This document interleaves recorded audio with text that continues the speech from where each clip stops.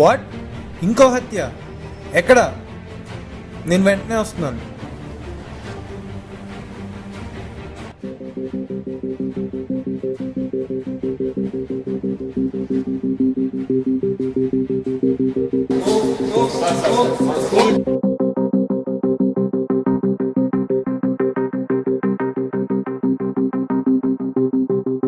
చూసారుగా, ఇదండి మన పోలీసుల వైఖరి. ఇది ఇలాగే కొనసాగితే మన ఎన్నో హత్యలు చూడాల్సి ఉంటుంది.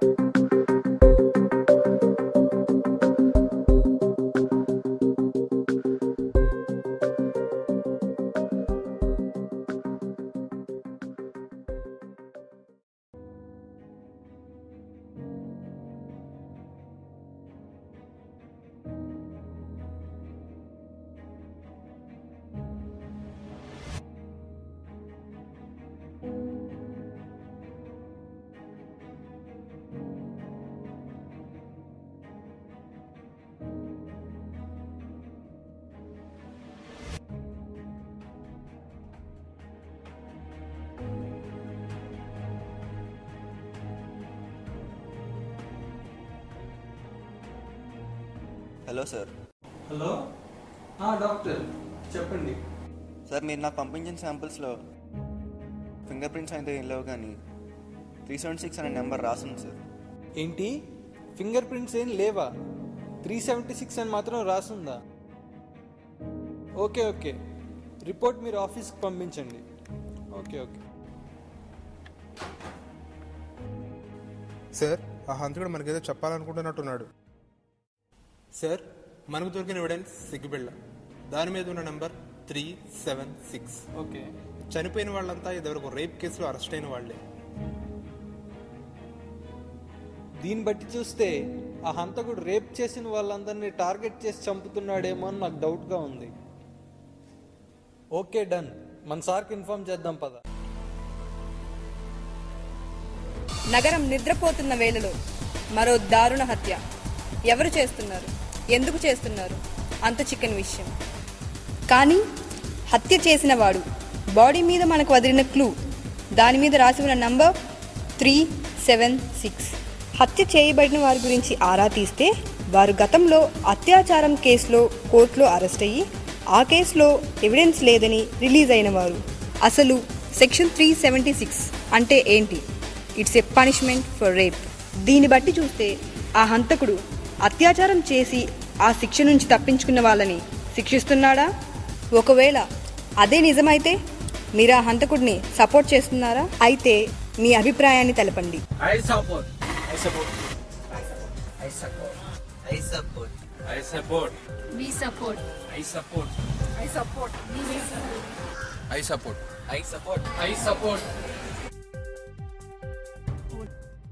ప్రజలంతా కోరుకునేది ఒకటే, no mercy, hang the rapist. అసలు చట్టాలు చేసిందే ప్రజల కోసం. అలాంటిది ఆ ప్రజలే తప్పు చేసిన వాళ్ళని కఠినంగా శిక్షించమంటే మరి ప్రభుత్వం ఏం చేస్తుంది? శిక్షిస్తుందా లేక రక్షిస్తుందా? వేచి చూడాల్సిందే. చట్టం తన పని తాను సరిగ్గా చేస్తే హత్య చేయాల్సిన అవసరం ఎవడుకుంటుంది? మానవ హక్కుల్ని ఉల్లంఘించడం తప్పు. అమ్మాయిల జీవితాలు నాశనం అవుతుంటే మాట్లాడిన హ్యూమన్ రైట్స్ ఇప్పుడు ఎక్కడి నుంచి వచ్చాయండి? Crime is not the answer for crime. చేసిన తప్పు శిక్ష వేస్తేనే మరో తప్పు జరగదు. లేదు, వాడు వంగాలి లొంగాలి అని చూసే లోపు మరో 10 తప్పులు జరిగిపోతున్నాయి. హత్యలు చేసేవారిని చూసి మరికొందరు హంతకులుగా మారే అవకాశం ఉంది. అలాంటి వాళ్ళని అరెస్ట్ చేయడం కాదు, నడి రోడ్డు మీద ఉరి తీయాలి. పొడపడితే వాడు శిక్షించుకుంటూ పోతుంటే ఈ చట్టాలు ఎందుకు, కోర్టులు ఎందుకు, మా పోలీసులు ఎందుకు? రోజు రోజుకి రేప్ చేయబడిన అమ్మాయిల సంఖ్య పెరిగిపోతున్నది. దీని గురించి ఎవరు మాట్లాడరా? చూశారు కదా, ఇవి మన ప్రముఖుల అభిప్రాయాలు. ఏది తప్పు, ఏది ఒప్పు? ఇప్పటికైనా మన చట్టాలను మరింత కఠినం మరియు వేగవంతం చేస్తారేమో వేచి చూడాలి.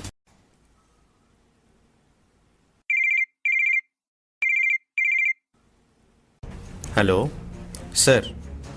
Sir, I definitely look after it, sir. Okay, sir. Okay, sir. I will see it, sir. I will seek into it. Okay, sir. Okay, sir. Sir, definitely, sir.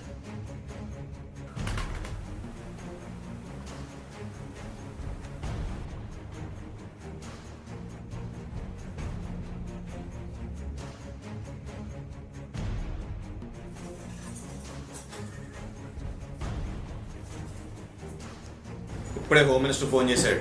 Press వాళ్ళు తినేస్తున్నారు. ఏం చేస్తున్నారు మీ ఇన్వెస్టిగేషన్? ఇంకెన్ని రోజులు హంతకల్ని పట్టుకోవడానికి అసలు పని చేస్తున్నారా లేదా? అసలు ఎంతవరకు వచ్చింది మీ ప్రోగ్రెస్? సార్, ఆ కేసెస్ కి సంబంధించిన details. Sir, will be catching the criminals soon. Okay, nice work. మీకేం పవర్స్ కావాలని యూజ్ చేసుకోండి.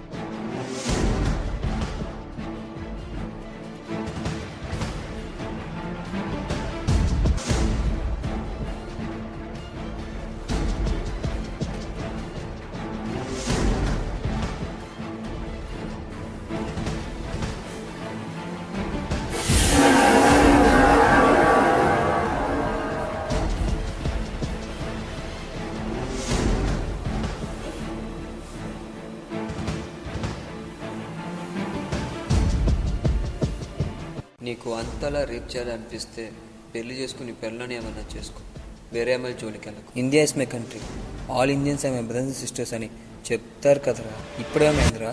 నువ్వు చట్టానికి దొరికిపోయి ఉంటే నువ్వు తప్పించుకున్నట్టే, కానీ నాకు దొరికావు, నువ్వు అయిపోయినట్టే. ఇప్పటికే 7 అమ్మాయిని రేప్ చేసావు, ఇంకా ఎంతమంది అమ్మాయిలు నీ వల్ల బాధపడాలి? ఆ 7 అమ్మాయిలు నువ్వు ఎంత బాధ పెట్టావో అంతకు మించిన బాధ నీకు ఈరోజు చూపిస్తా.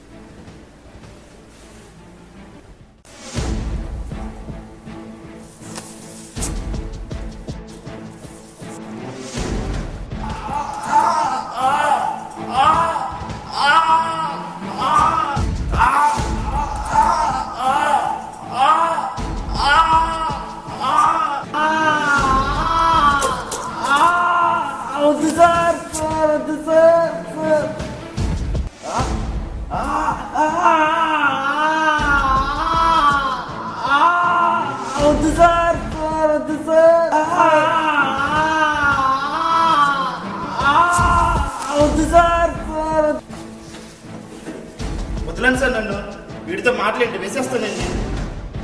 వీడంత తేలిగా చచ్చిపోకూడదు, వాడికి ఆ బాధ ఏంటో తెలియాలి.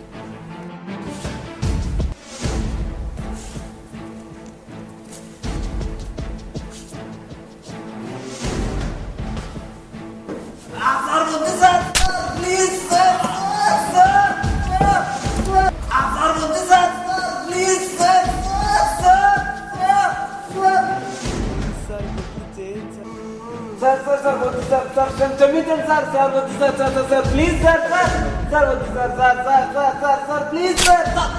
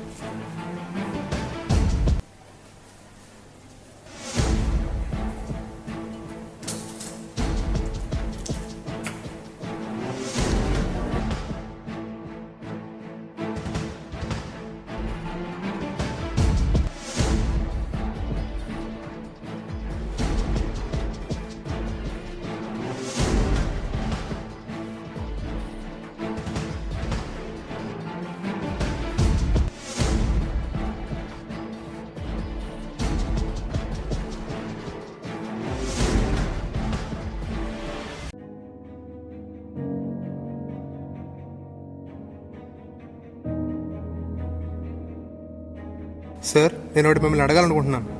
ఏంటి శ్రీనివాస్? సార్ నాకెందుకో అంతకుండా మీరే తప్పిస్తున్నారని డౌట్గా ఉంది సార్. నీకెందుకు అలా అనిపిస్తుంది శ్రీనివాస్? ఆ రోజు ఇన్వెస్టిగేషన్ స్పాట్లో మీరేదో ఎవిడెన్స్ తీసి దాయటని నేను చూశాను సార్.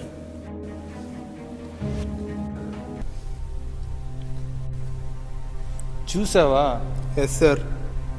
మరి ఇంకేం చేయమంటావు శ్రీనివాస్? మనం ఎంతో కష్టపడి క్రిమినల్స్ పట్టుకుని కోర్టులో సబ్మిట్ చేస్తే ఆ ఎవిడెన్స్ లేదు ఈ ఎవిడెన్స్ లేదు అని చెప్పి వాళ్ళని వదిలేస్తుంటే ఇంకెలా డ్యూటీ చేయాలనిపిస్తుంది? నా ఫ్రెండ్ చెల్లెల్ని ఒకటి దారుణంగా రేప్ చేసి చంపేస్తే కోర్టులో ఎవిడెన్స్ లేదని చెప్పి వాడిని రిలీజ్ చేసింది. అప్పుడు మీరేం చేశారు సార్? అలవాటేగా మనకి చేతులు ముడుచుకుని కూర్చోవటం.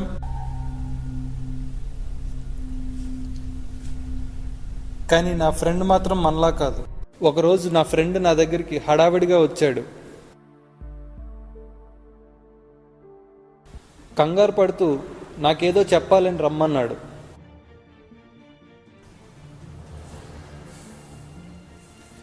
ఏంటి నీ ప్రాబ్లం? కూర్చొని మాట్లాడుకుందాం.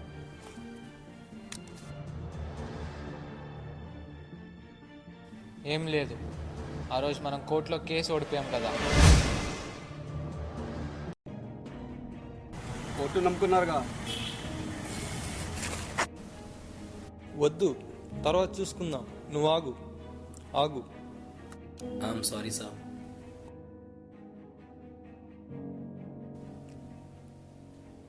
వాడి సంగతి మనం తర్వాత చూద్దాం.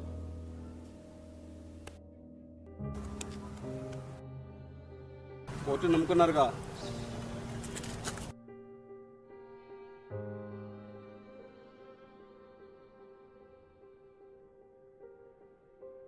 వాడిని ఏమీ పీకలేకపోయానని బాధతో ఎంతో ఏడ్చా.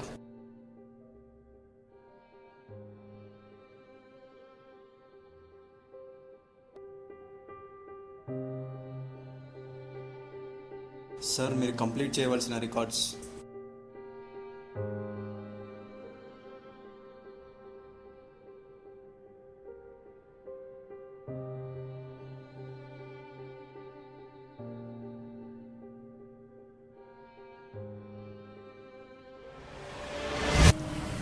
కోర్టు నమ్ముకున్నారుగా.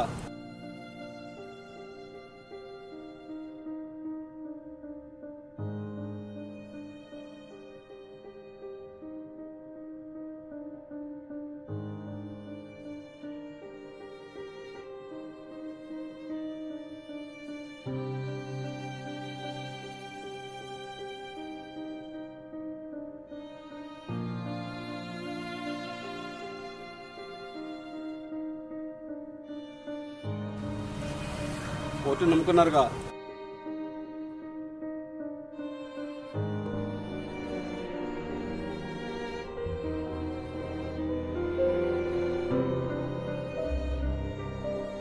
అరే సాయి, నీకు ఒక ఫోటో పంపిస్తున్నా.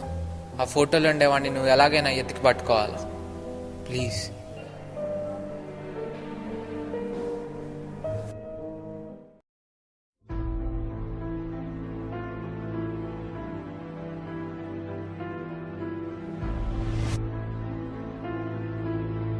నా ఫ్రెండ్ సాయి గారితో చెప్పి వాడి కోసం వెతికిచ్చా.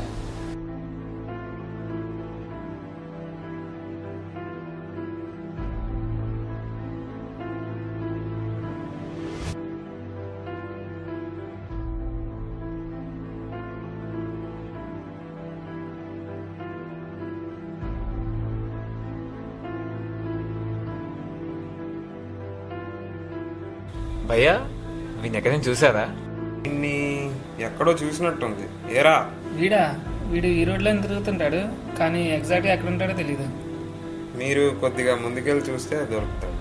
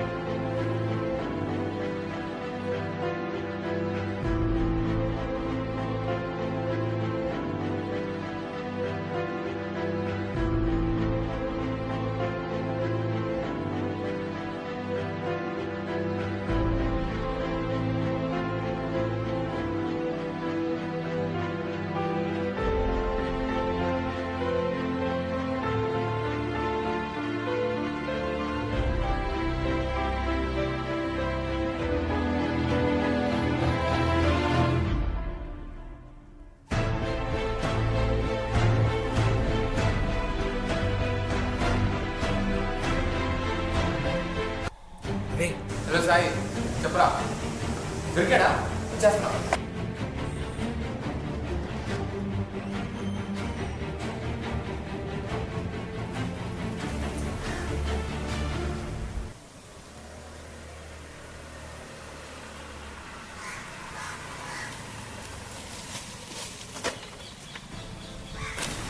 ఎక్కడ్రా? ఎక్కడున్నాడు? వేసేస్తారా వాడిని? అది ఆగు. ఎందుకు ఆపావురా? ఇప్పుడు కాదు, రాత్రి వేసేద్దాం. ఆ రోజు రాత్రి ఈ టైంలో ఎవడా హే?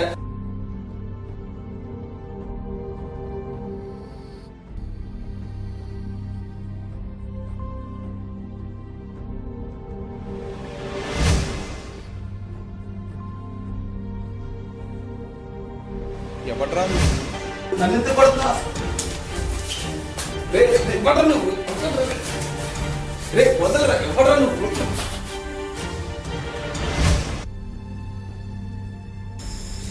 ఏం చేస్తారా? అరే ప్లీజ్ రా, నన్ను చంపొద్దురా, ప్లీజ్ రా. ఇది నా చెల్లిరా.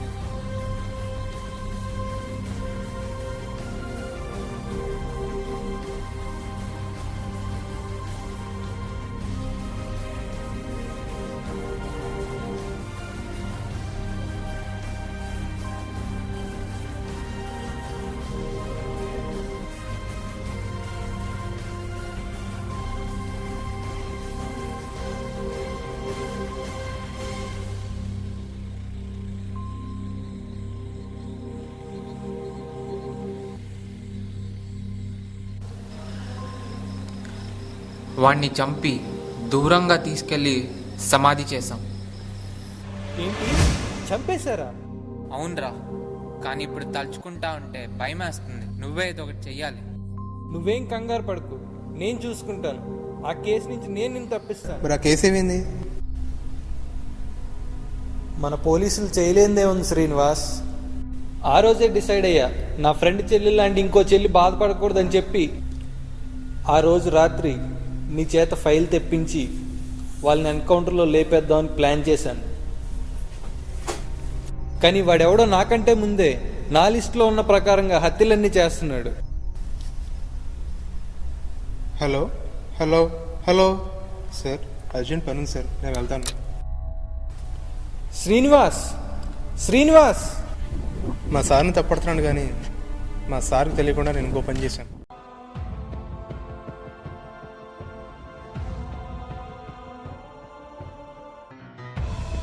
Thank you Srinivas. థ్యాంక్స్ ఎందుకు సార్, మీరు డిపార్ట్మెంట్లో ఉన్నప్పుడు నాకు ఎంతో హెల్ప్ చేశారు. మీకోసం నేను ఏమైనా చేస్తాను. ఎంత హెల్ప్ చేస్తే ఏంటి శ్రీనివాస్? నేను చేయని తప్పుకి నా మీద రేప్ కేసు వేసి నా డిపార్ట్మెంట్ లేకుండా చేసింది మీ చట్టం. 100 మంది క్రిమినల్స్ తప్పించుకున్నా పర్లేదు, ఒక్క నిర్దోషి కూడా శిక్షించబడకుండా రాసింది చట్టం. మరి ఇప్పుడేమైంది? అదే చట్టంలో ఉన్న లొసుకులు వాడుకొని 100 మంది క్రిమినల్స్ తప్పించుకుంటున్నారు, 100 మంది ఇన్నోసెంట్ పీపుల్ శిక్షించబడుతున్నారు. డబ్బు నోడు తప్పు చేస్తే డబ్బు తీసుకుని వదిలేస్తున్నారు, పేదోడు పొరపాటు తప్పు చేస్తే వాడిని పాత్రలోకి తొక్కేస్తున్నారు.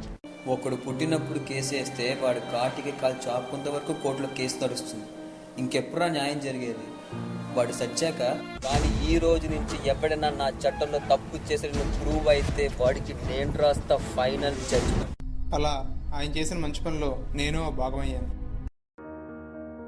కొత్త కెమెరా కొన్నాను, నికాన్ది, సూపర్ మోడల్ రా. ఆ అపార్ట్మెంట్లో ఏం జరుగుతుంది అది కూడా కనిపించేస్తుంది రా ఈ కెమెరాలో కదా సార్. చూపి భలే ఉందిరా క్లారిటీ. హాయ్, మా అపార్ట్మెంట్లో చూడరా ఏం జరుగుతుంది.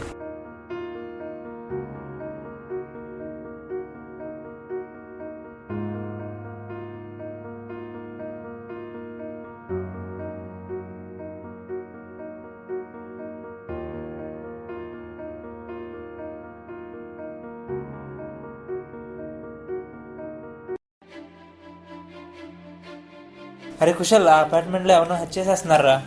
ఏ నన్ను చూడండి.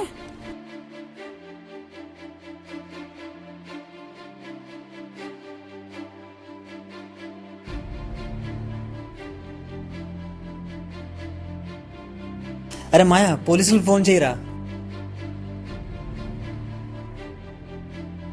అలా పోలీస్ స్టేషన్ ఇక్కడ కింగ్స్ అపార్ట్మెంట్లో మర్డర్ జరిగిపోతుంది, మీరు తొందరగా రావాలండి.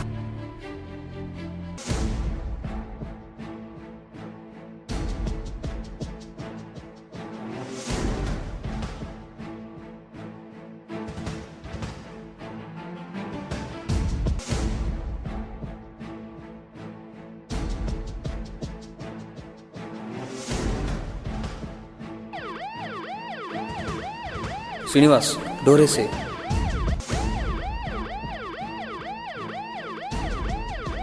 నా వల్ల మీ ఈ కేసులు ఇరుక్కోవడం నాకు ఇష్టం లేదు. మీరు వెళ్ళిపోండి, వీడి సంగతి నేను చూసుకుంటా. మీరు వెళ్ళిపోండి.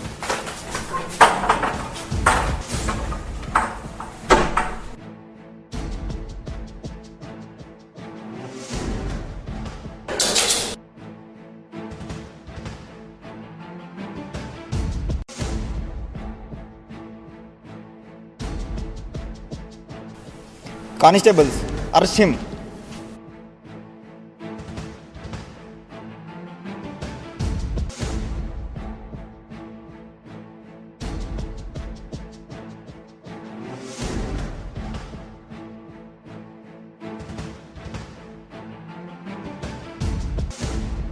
Thank you, officer.